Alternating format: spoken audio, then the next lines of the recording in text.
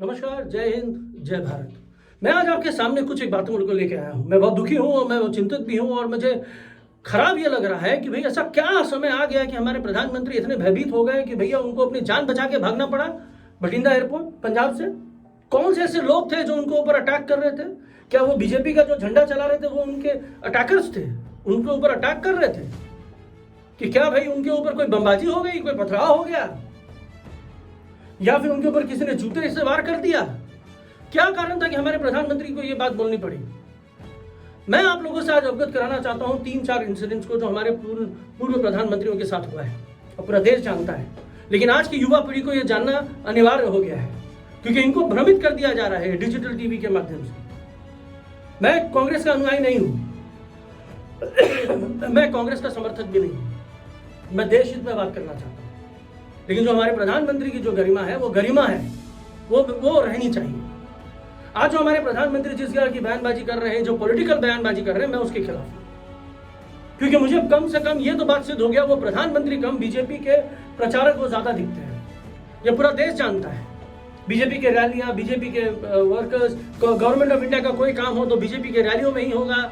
वो नॉर्मल सार्वजनिक जगह पे या नॉर्मल जगह पे नहीं होगा जहाँ पे बीजेपी का झंडा ना हो। ये बहुत सारी चीजें, खैर ये बातें हम आपसे नहीं करना चाहते, लेकिन मैं आपको एक चीज पूछना चाहता हूँ कि क्या कारण है कि जब हमारे पूर्व प्रधानमंत्री श्रीमती इंदिरा गांधी जी के ऊपर जब अटैक होता है उड़ीसा में 1967 में 9 फरवरी का जो दिन था, उनके ऊपर पथराव होता है, उनकी नाक फट जाती है, खून बहने लगते हैं, फिर भी वो भाषण देती हैं और फिर वो जब जाती हैं तो बोलती ये भी हमारे परिवार का एक हिस्सा है और ये हमारे ऊपर विरोध कर रहा है, ये भी विरोध करते हैं।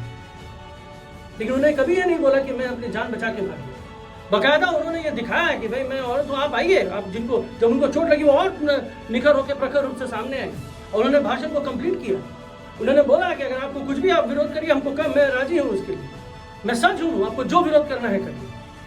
और फिर बाद में पता चला कि ये काउ स्लॉटर वाली जो इंसिडेंट है या काउ स्लॉटर जो कत्ल, गौ हत्या के ऊपर जो एनजीओ चल रहे थे, ये उन्हीं का एक अंश था। और ये दिखाया गया है कि प्रूवन है कि आरएसएस की सपोर्टेड ये संस्थाएं थी जो इनका विरोध कर रही थी, जिन्होंने पथराव किया था। लेकिन आज क्या आप बीजेपी से पूछ सकते हैं कि भाई सबसे ज्यादा अगर उनको चंदा मिल रहा है तो ये काउ स्लॉटर कंपनियों से मिल रहा है? भाजपा गवर्नमेंट सबसे ज्यादा चंदा उन्हीं से उठा रही है? क्या आप पूछ सकते हैं? मैं युवा पीढ़ी से पूछना चाहता हूँ, मैं यंग इंडिया से पूछना चाहता हूँ, क्या आप पूछ सकते हैं? नहीं पूछ सकते। और अगर पूछ सकते हैं तो पूछिए। आपको पता है कि इंदिरा गांधी को 31 अक्टूबर 1984 में मार दिया गया, प्रधानमंत्री निवास में उनके शरीर को छलनी छलनी कर दिया गया। क्या उनको खबर नहीं थी कि भाई सरदार की एक कम्युनिटी है, बहुत से सरदार हैं जो उनसे नाखुश हैं, जो भिंदरवाला के सपोर्टिव हैं, वो जिस तरीके से अमृतसर में इतनी बड़ी दुर्घटना घटी उसके ऊपर उनको मार दिया जाएगा? क्या उन्होंने सरदार लोगों को दरकिनार कर दिया? नहीं किया। वो जिगर था उनको। जब वो आई थी सरकार में, जब वो प्रधानमंत्री बनी थी तो उनको गूंगी गुड़िया बोला जाता था, लेकिन उन्होंने दिखा दिया कि शेर दिल औरत क्या होती है। उन्होंने कभी नहीं डरी कि भाई ये सरदार है, ये क्या है। वो जानती थी ये भारतीय है, अगर भारत के हित में कुछ होगा तो सरदार सबसे पहले वो काम करेंगे। और उन्होंने अपने शरीर का बलिदान दिया, त्याग है उनका। वो डरी नहीं, वो जाके नहीं बोली किसी को कि मैं बच के वापस आ गई। बहुत सारी इंसिडेंट है जब रॉ ने और आईवी ने बोला कि इंदिरा गांधी के ऊपर बहुत सारे अटैक होने वाले हैं, लेकिन उन्होंने बार बार बोला कि अनंत अटैक करने की कोशिश करी गई, लेकिन मुझे पता है कि मैं देश हित में काम कर रही हूँ, मैं लीडर हूँ, मुझे कोई फर्क नहीं पड़ता। फिर उनके पुत्र का बात आया, राजीव गांधी जी की बात आई।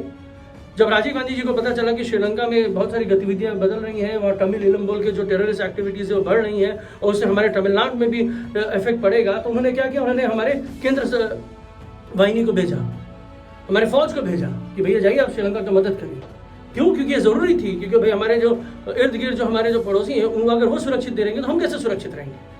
और इसका कारण क्या हुआ कि आज के डेट में जब गांधी जब श्रीलंका पहुंचे और वहाँ राष्ट्रपति भवन में जब वो वॉक कर रहे थे, परेड ले रहे थे, तब वहाँ उनके ऊपर अटैक हुआ। एक नेवी ऑफिसर ने उनके ऊपर अटैक किया, उनके पीठ पे चोट हुआ, वो चोटिल हुए, लेकिन तभी भी उन्होंने श्रीलंका का निंदा नहीं किया। उन्होंने नहीं बोला कि भाई मैं अपनी जान बचा के भाग आया हूँ, मैं खुश हूँ कि मेरा जान बच गया। उनको पता था कि ऐसे लोग उनके ऊपर अटैक करते रहेंगे। आईबी का रिपोर्ट था, रॉ का रिपोर्ट था, सभी के रिपोर्ट्स थे, लेकिन वो कभी भी डरे नहीं। 1990 में जब वो इलेक्शन कैंपेन में भी थे तो वो हर घर जाते थे, लोगों से मिलते थे, जमीनी स्तर पे काम करते थे। और बहुत बार देखा गया है कि सिक्योरिटी फोर्सेस उनको घेर रहे हैं, वो सिक्योरिटी फोर्सेस को हटाते थे। नहीं, ये हमारे अपने लोग हैं, मैं इनको नहीं छोड़ सकता हूँ, ये मेरे देश के लोग हैं। तो क्या उनको अपने जान की परवाह नहीं थी? ठीक, उन्होंने बोला कि अगर मेरी जान अगर इस देश के हित में चली भी जाती है तो मुझे कोई फर्क नहीं है, क्योंकि देश मेरा चलना चाहिए। माफ कीजिएगा। और फिर क्या हुआ? 31 मई 1991 में उनकी शरीर को छलनी कर दिया गया। और ये हमारे अपने देश में हुआ, तमिलनाडु में, श्री पेरुम्बदूर में हुआ। अगर राजीव गांधी अगर थोड़े भी चिंतित होते, थोड़े भी उनको भय होती कि भाई नहीं, मेरे जान को खतरा है, मैं बचना चाहता हूँ, मुझे नहीं ऐसा नहीं करना चाहिए, तो वो नहीं जाते लोगों से मिलने। वो मौत को आलिंगन नहीं करते। वो डर नहीं था, निडर थे। शेरनी का बच्चा शेर ही पैदा हुआ, ये उन्होंने सिद्ध कर दिया। फिर हम आते हैं हमारे मौनी बाबा, जिनको हमारे जो आज के प्रधानमंत्री हैं, जब वो मुख्यमंत्री हुआ करते थे तो मौनधारी बाबा बोलते थे मनमोहन सिंह जी को। मनमोहन सिंह नहीं, मौन सिंह बोलते थे उनको। बहुत सारी ऐसी है, तब उनके हमारे प्रधानमंत्री की गरिमा को ठेस नहीं पहुंचती थी, लेकिन वो बोलते थे। और ठीक उसी तरीके से 26 अप्रैल 2009 का जब वो गुजरात का दौरा कर रहे थे और वहां जब भाषण दे रहे थे तो किसी ने जूते चला के उनको मारे। तो क्या उन्होंने बोला कि भाई मैं बचा के वापस आ गया एयरपोर्ट? भाई गुजरात गवर्नमेंट ने मेरे साथ ऐसा किया, गुजरात गवर्नमेंट, भाई इनके जो मुख्यमंत्री हैं श्री नरेंद्र दामोदर दास जी मोदी, या मेरी सुरक्षा नहीं करना चाहते? उन्होंने नहीं ब्लेम किया। उनको पता था कि गुजरात भी भारत का हिस्सा है, वो मुख्यमंत्री भी मेरा ही मुख्यमंत्री है, वो किसी देश का प्रधानमंत्री नहीं है, वो मेरा मुख्यमंत्री है। ये जो कारण है, ये जो मैं आपको सिलसिलेवार जो घटनाएं क्रम आपको बता रहा हूँ, मैं इसलिए बता रहा हूँ कि आज के हमारे जो प्रधानमंत्री, जो 56 इंच के प्रधानमंत्री हैं, जो पाकिस्तान को आंखें दिखाना चाहते हैं, चाइना को आंखें दिखाना चाहते हैं, वो अपने देश में ही भयभीत है। तो आप हमको बताइए, जो युवा पीढ़ी है, जो युवा है हमारे, क्या आप डरपोक हैं? क्या आप डरे हुए हैं? क्या हमारे प्रधानमंत्री को ऐसा चिंता सता रहा है कि वो अपने घर में ही डर गए हैं? क्या कारण है कि कॉन्वॉय में एक ही काली गाड़ी होती है, बाकी सारी सफेद होती है, और उसी में प्रधानमंत्री बैठे रहते हैं? और क्या कारण हो गया कि प्रधानमंत्री इतने डर के इन्होंने इतनी बड़ी बयानबाजी कर दी? इसी देश में जब इतने सारे किसान मारे जाते हैं, महीनों वो दिल्ली बॉर्डर में बैठे रहते हैं, तो हमारे प्रधानमंत्री को समय नहीं लगता है कि भैया जाके 10 मिनट उनसे मिल लें? और 20 मिनट का अल्प समय उनके लिए अगर विरोध भी हो गया तो भैया उतर जाते हैं गाड़ी से, एसपीजी के साथ चले जाते हैं, लोगों से मिलने, बात विवाद संवाद करते हैं, क्योंकि उनके वोट से वो पहुंचे हैं। और अगर उनके वोट से वो नहीं पहुंचे तो ये बोलना चाहते कि किसानों ने उनको वोट नहीं दिया है, किसान उनके साथ नहीं थे, ऐसे ही वो जीत के चला है, 303 सीटें आ गई उनकी। फर्क है निडर होने में और डरपोक होने में, फर्क है देशभक्त होने में और देशभक्त दिखने में।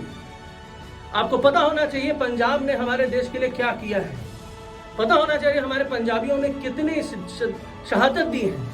जितने तिरंगे प्रधानमंत्री ने उठाए नहीं होंगे अपने जीवन काल में, उतने तिरंगे से ज्यादा लिपटे हुए पंजाब में गांवों में शवें पहुंची हैं। तो मैं अनुरोध करूंगा हमारे प्रधानमंत्री जी से कि भाई 56 इंच का सीना दिखाएं। पाकिस्तान के टुकड़े बहुत दिन पहले हो गए, चाइना अभी घुस रहा है, इसके ऊपर चिंतन करें, देश को सुरक्षित बनाएं। खाली इलेक्शन प्रोपेगेंडा में नहीं जिए, क्योंकि सिर्फ इलेक्शन ही है जो उनको दिलाता है। जिस तरीके से बंगाल में अगर जेपी नड्डा किसी जगह उनको पता चलता है कि यहाँ भीड़ नहीं है, तो वो दिखा देते कि हमारे गाड़ियों पर अटैक हुआ, हमारे इसके ऊपर अटैक हुआ, हमारे मंत्री पर अटैक हुआ, हम जगह पे नहीं पहुंच पा रहे। ठीक उसी तरीके से फिरोजपुर में भीड़ नहीं जमी, लोग नहीं पहुंच पाए, गाड़ियों को पहुंचने नहीं दिया गया, किसानों ने अपना विरोध जताया, लोगों के साथ हाथ जोड़े कि नहीं आप मत जाइए प्रधानमंत्री के रैली में, और लोग नहीं पहुंचे। तब प्रधानमंत्री वहां नहीं पहुंचता, क्योंकि भीड़ नहीं जमी। उनको तो भीड़ चाहिए, उनको तो दिखाना है देश को, भव्य रूप दिखाना है। मैं आप लोगों से अनुरोध करता हूं, चिंतन करें। अगर आपको मेरी बातें खराब लगी हो तो एकदम गालियों से भर दें, और अगर बात अगर सही लगी हो तो शेयर करें और आवाज उठाएं, क्योंकि अब समय है कि हमारी जो युवा पीढ़ी आवाज उठाए, क्योंकि आप ही दिखाएंगे इन लोगों को, इन भ्रमित लोगों को, इन घृणा से ग्रसित लोगों को कि भाई सच में देशभक्ति क्या होती है। मैं देशभक्त हूं और मुझे पता है कि हमारे जितने भी पूर्वज प्रधानमंत्री रहे हुए सारे के सारे देशभक्त हैं। नमस्कार, जय हिंद। और मुझे किसी भी तरीके से कांग्रेस का अनुयायी मत समझिएगा क्योंकि उनके प्रधानमंत्री रहे हुए हैं, इसलिए हमारी अपनी मुख्यमंत्री सुश्री ममता बनर्जी, जब वो कैबिनेट मंत्री थी और जब कंधार में जब हमारे लोग जहाज को हाईजैक कर लिया गया था, तब उन्होंने बोला था कि आप मुझे भेजिए, मैं अपने आप को समर्पित करती हूँ देश हित के लिए, और उनको बोलिए टेररिस्ट को कि मुझे पकड़ के रखे और हमारे सारे जो यात्रीगण हैं उनको छोड़ देने के लिए। ये होता है शेर, ये होती है देशभक्ति। उन्होंने नहीं आके बोला कि भाई मुझे तकलीफ है, इतने लोगों ने उनको मारा, कभी जाके नहीं बोला कि मैं जीती हूँ मैं बच गई, क्योंकि नहीं तो मैं तो मर जाती।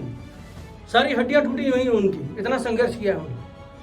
और आज के ये हमारे प्रधानमंत्री हैं, और दुख होता है कि जब वो अपने देश में ही असुरक्षित हैं।